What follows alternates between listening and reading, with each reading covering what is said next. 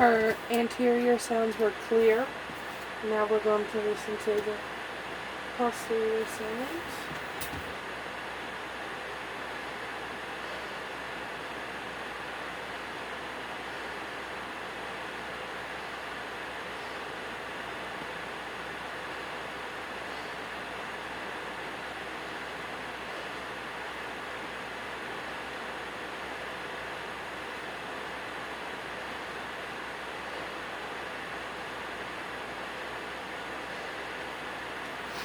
In her